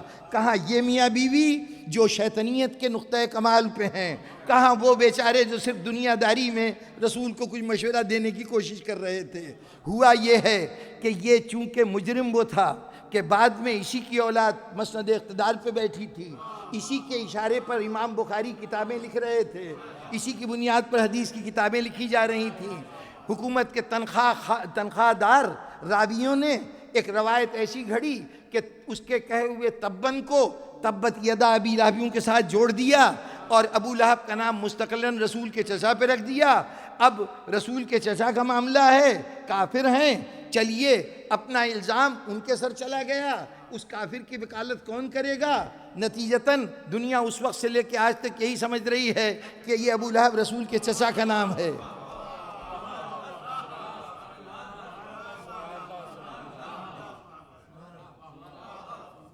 ذرا انصاف کیجئے کہ ابو سفیان اور اس کی بیوی ہندہ کے اس کردار کی موجودگی میں کیا کوئی اور حقدار ہے کہ اسے ابو لہب کہا جا سکے؟ اس کے لیے اس آیت کے تمام اب اس کے بعد اس آیت کے اندر کوئی سوال باقی نہیں رہتا، اس تشریح کے بعد اب کوئی سوال باقی نہیں رہتا، اس لیے کہ یہاں پر جرم بھی بتایا جا رہا ہے، جرم کا نتیجہ بھی بتایا جا رہا ہے کہ ان کی شیطنت تھی، ان کی وہ تمام اسلام دشمنیاں تھیں جس کی سزا کے طور پر اللہ نے یہ کیا کہ ان کی قوتیں بیکار ہو گئیں، اس کے وہ بالکل تباہ و برباد ہو گیا، اس کے نہ مال کام آیا نہ کسب کام آیا، جمع کیا ہوا مال کام آیا، نہ اپنا مال وما مالہ وما کسب، ما اغنی عنہ مالہ وما کسب، نہ اس کے مال نے اس کا ساتھ دیا اور نہ اس کے کمائے ہوئے جمع کیے ہوئے مال نے اس کا ساتھ دیا، یہ تمام مال جو ہے تباہ و برباد ہو گیا، وہ خود بھی تباہ ہو گیا۔ یقیناً ابو سفیان کی ساری سازشیں احد کے بعد ختم ہو گئیں، اگر ہوئیں بھی تو اسلام کو ذرہ برابر نقصان نہ پہنچا سکیں۔ اس کا مطلب یہ ہے کہ سورہ لہب میں جس ابو لہب کا ذکر ہے وہ ابو سفیان ہے، اور جس حمالۃ الحطب کی بات کی جا رہی ہے وہ ابو سفیان کی بیوی ہندہ ہے۔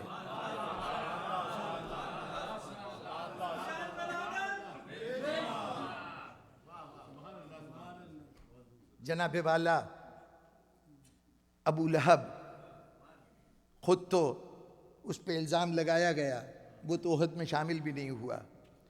احد کے مشکل سے 7-8 دن کے بعد جب یہ لٹا ہوا قافلہ پہنچا ہے تو اس کے بعد ہی طاعون کی بیماری میں وہ ہلاک ہو گیا۔ اس کی لاش بھی اس کے عزیزوں نے نہیں اٹھائی، غلاموں کے ذریعے اس کو اٹھایا گیا اور لے جا کے شہر سے باہر ایک گڑھے میں ڈال کے دور سے پتھر پھینک پھینک کے اس کو دفن کیا گیا، اس لیے کہ اس زمانے میں یہ جو متعدی بیماریاں ہوتی تھیں نا، انفیکشس ڈیزیزز جو وبا کے طور پہ آتی تھیں، اس میں خوف کے مارے لوگ نزدیک نہیں جاتے تھے، چنانچہ وہ اس طرح سے اپنے انجام کو پہنچا۔ اس کے مر جانے کے بعد اس کی اولاد اسلام لائی اور اس کے بعد ان کا نام کوئی خاص کہیں تذکرہ نہیں ملتا، کسی حوالے میں اس کا نام نہیں آتا۔ اس کا مطلب یہ ہے کہ اگر کوئی دشمنی نام کی چیز تھی بھی تو میاں بیوی کی ذات تک محدود تھی اور وہ صرف زبانی اظہار سے آگے نہیں بڑھی ہے۔ لیکن ہم یہ دیکھتے ہیں کہ ابو سفیان اور اس کی بیوی ہندہ کی کیفیت یہ ہے کہ بظاہر ابو سفیان نے بھی کلمہ پڑھا، بظاہر ہندہ نے بھی کلمہ پڑھا، لیکن اسلام دشمنی ان کے سینے سے نہیں نکل سکی۔ اس کے بعد وہ اسلام دشمنی ان کی نسلوں میں منتقل ہوتی گئی، اور ہم نے سنا کہ کتنی شدت تھی ان کے اس اینٹی اسلام جذبات میں کہ 3 پشتیں گزرنے کے بعد یزید یہ جملہ کہتا نظر آیا کہ آج کاش میرے بدر کے مقتول ہوتے اور دیکھتے کہ میں نے ان کا انتقام لے لیا ہے، آج بدر کے بزرگ زندہ ہوتے تو دیکھتے کہ میں نے ان کا بدلہ لے لیا ہے۔ یعنی یہ کوئی معمولی آگ نہیں تھی جو ہندہ کے دل میں جل رہی تھی، جو ابو سفیان کے دل میں جل رہی تھی، وہی آگ تھی جس کے شعلے کربلا میں بلند ہوئے، وہی آگ تھی جس نے زینب ام کلثوم کو بازاروں میں پھرایا۔ یہ تو حسین کا کارنامہ اس انداز کا تھا کہ تمام تر کوششوں کے باوجود، یزید کی تمام تر کوششوں کے باوجود کامیابی حسین کی ہوئی، اور کیوں نہ ہوتی حسین کی، اس لیے کہ اللہ پہلے کہہ رہا تھا کہ جو ابو لہب کی صفات رکھتے ہیں، جو شیطان کی نمائندگی کرتے ہیں، تباہی ان کا مقدر ہوتا ہے۔ دنیا نے دیکھا کہ بظاہر کربلا میں حسین مارے گئے، حسین کے گھر والے لوٹے گئے، ان کو بازاروں میں پھرایا گیا، لیکن پھر زمانے نے یہ منظر بھی دیکھا کہ وقت کا بادشاہ تخت پہ بیٹھا ہوا ہے، سید سجاد کو بلایا گیا ہے اور کہا جا رہا ہے سید سجاد جو کچھ ہوا ہے اسے بھول جاؤ، تم مجھ سے کچھ بدلہ لے لو، اس کے بدلے میں میرے خزانے حاضر ہیں، جو چاہے لے لو۔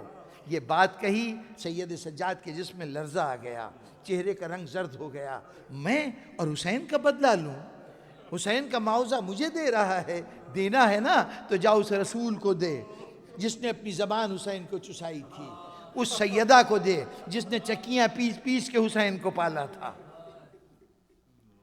یاد رکھیے، شرطیں وہ مانتا ہے کہ جو شکست کھاتا ہے، شرطیں وہ منواتا ہے جو کامیاب ہوتا ہے۔ یزید کہہ رہا ہے کہ بتاؤ پھر میں تمہارے لیے کیا کروں، یعنی شرطیں سید سجاد کی طرف سے آئیں گی جس کو یزید مان رہا ہے۔ یہ اعتراف شکست کا پہلا مرحلہ تھا، لیکن سید سجاد یہ نہیں چاہتے کہ اس اعتراف شکست کا، اس عظیم شکست کا اعلان وہ اپنی زبان سے کریں۔ انہوں نے کہا کہ دیکھ میں تیری بات کا جواب نہیں دے سکتا، یہ جواب میری پھوپھی دے گی۔ سید سجاد آپ تو اس علی کے وارث ہیں کہ جس سے سوال کیا گیا تو کبھی اس نے جواب میں ذرہ برابر نہیں سوچا، اس معمولی سوال کا جواب آپ کیوں نہیں دے دیتے کہ آپ کا اگلا قدم کیا ہوگا؟ وہ کہیں گے نہیں، امامت عدالت کا مقام ہے، اور تقاضۂ عدالت یہ ہے کہ جس نے یہ فتح حاصل کی ہے اعلان فتح بھی اس کی زبان سے ہو۔ چنانچہ آئے پھوپھی اماں، پھوپھی نے دیکھا بھتیجا جس طرح گیا تھا اس طرح واپس نہیں آیا، گیا تو ہاتھوں میں ہتکڑیاں تھیں، پیروں میں بیڑیاں تھیں، گلے میں طوق تھا، اب طوق بھی اترا ہوا ہے، ہتکڑیاں بھی نہیں ہیں، بیڑیاں بھی نہیں ہیں۔ زینب نے اندازہ لگا لیا کہ آج یہ تیور بتا رہے ہیں کہ سید سجاد کو حکم رہائی ملا ہے۔ سوالیہ نشان بن کے زینب سامنے کھڑی ہے، بیٹے کیا بات ہے؟ پھوپھی اماں یزید نے کہا ہے تم لوگ آزاد ہو، تم لوگ آزاد ہو۔ بیٹے پھر تم نے کیا کہا؟ تم نے کیا کہا؟ کہا یزید کہہ رہا تھا کہ اب تمہاری مرضی ہے، یہاں رہو گے یا مدینے جاؤ گے۔ بیٹے تم نے کیا جواب دیا؟ کہا پھوپھی اماں میں کیسے جواب دیتا، اس کا جواب تو آپ دیں گی، آپ دیں گی۔ تو کہا اچھا یزید سے جا کے کہہ دو کہ اگر تو نے رہائی دی ہے نا تو ایک بات ہماری سن لے کہ میں اپنے بھائی کو جی بھر کے رو نہیں سکی، ایک مرتبہ مجھے فرش عزا بچھا لینے دے۔ میں سمجھتا ہوں کہ اس مرحلے پر سیاست یزید فراست زینب سے ٹکرا رہی ہے۔ یزید کی سیاست فراست زینب سے ٹکرا رہی ہے۔ یزید یہ سمجھ رہا ہے کہ ایک بے بس مجبور عورت جس کے گھر کے سارے افراد مارے گئے وہ رونے کے سوا کر کیا سکتی ہے؟ یہ رونا کتنا ہی بلند آواز سے ہو، تھوڑے دن میں یہ چیخیں فضا میں تحلیل ہو جائیں گی، یہ آوازیں ختم ہو جائیں گی، لیکن جو کچھ میں نے کر دیا ہے وہ اب دوبارہ اس کا بدلہ نہیں ہو سکتا۔ حسین تو نہیں آ سکتے نا دوبارہ، حسین کے ساتھی تو نہیں آ سکتے، تو میں نے تو اپنا مقصد حاصل کر لیا ہے۔ اگر زینب رونا چاہتی تو رونے کی اجازت دینے میں کیا حرج ہے؟ اسے نہیں معلوم تھا کہ یہ زینب کا رونا نہیں ہے، زینب کا اعلان فتح ہے۔ 6 دن، صرف 6 دن کے لیے فرش ازا زینب نے بچھائی ہے. 6 دن میں پورے دمشق کے حالات بدل گئے، منظر تبدیل ہو گیا. کیا ہوتا تھا؟ اب جو بیویوں کو موقع ملا نا مجلس عزائے حسین منعقد کرنے کا، تو یہ خبر عام ہوئی، لوگوں میں یہ خبر پھیلی کہ وہ جو قافلہ آیا تھا نا سال بھر پہلے قیدیوں کا، وہ قافلہ اب آزاد ہو گیا ہے. اب خیال رہے کہ اس سال بھر کے دوران بنو امیہ نے جو مسلسل اپنے دور حکومت میں آنکھوں پہ پٹیاں باندھ دی تھیں، جو لوگوں کو یہ احساس تھا کہ رسول کا تو نہ کوئی گھرانہ تھا، نہ ان کے کوئی اہل بیت تھے، اگر رسول کا کوئی رشتہ دار تھا تو یہی ہیں جو تخت کے اوپر بیٹھے ہوئے ہیں، ان کی آنکھیں کھل گئی ہیں. کبھی زینب نے بازاروں میں خطاب کیا ہے، کبھی سید سجاد نے مسجد میں خطاب کیا ہے، کبھی زینب نے بھرے دربار میں للکارا ہے. لوگ سمجھ گئے ہیں اولاد رسول ان کا نام ہے، خاندان رسول یہ لوگ ہیں. اب ہوتا یہ تھا کہ مرد جب اپنے گھروں میں جاتے تھے تو بیویاں پوچھتی تھیں کہ آپ بھی وہ قید ہیں؟ وہ کہتے تھے ہاں قید ہیں. تو کہتی تھی تم کو شرم نہیں آتی کہ اپنے بیویوں کو تو گھروں میں رکھ رکھا ہے اور رسول کے گھرانے کی عورتوں کو بازاروں میں لائے ہو، درباروں میں لائے ہو، قید میں کر رہے ہو. یہ کیفیت، یہ سوال و جواب اس حد تک پھیلا کہ اب لوگ آگاہ ہو چکے ہیں کہ زینب کون ہے، یہ شہید ہونے والی شخصیت کون ہے. اب جب خبر سنی کہ رسول کی نواسی نے فرش عزائے حسین بچھائی ہے تو کچھ معزز گھرانوں کی عورتیں آئی ہیں اس لیے کہ تعزیت دیں. زینب ایک ایک کا استقبال کر رہی ہے. میرا تصور کہتا ہے کہ زینب آنے والوں عورتوں کو دیکھتی ہوگی، ان کی جھولیوں میں دیکھتی ہوگی، بیویو آج تمہارے پاس پتھر نہیں ہے؟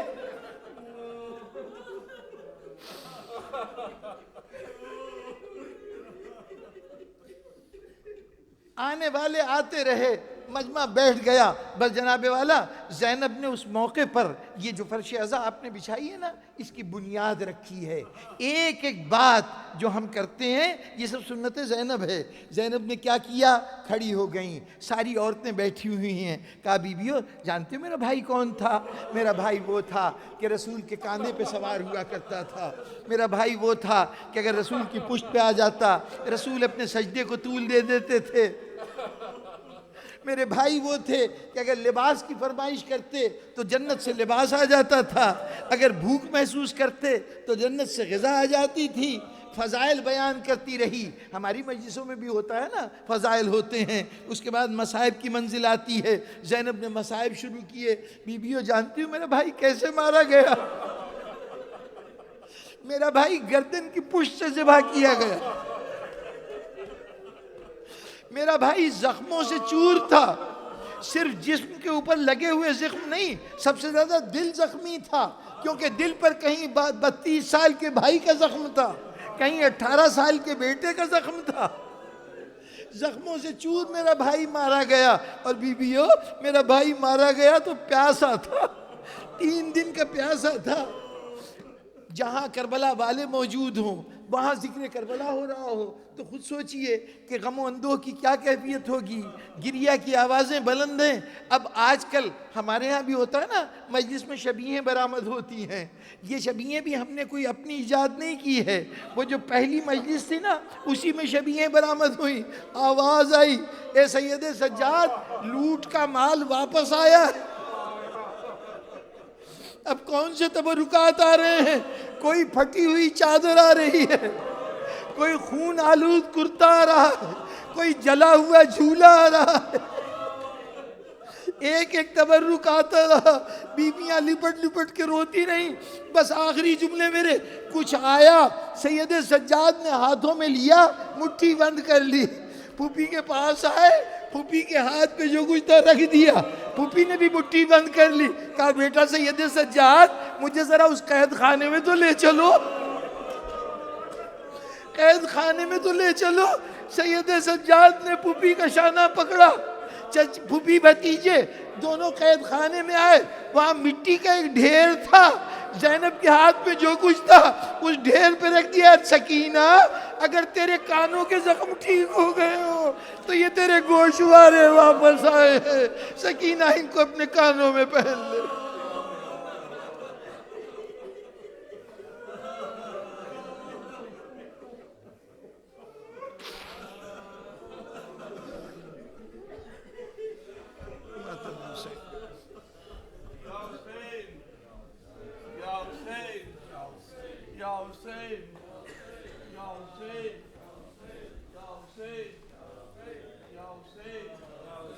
Y'all say.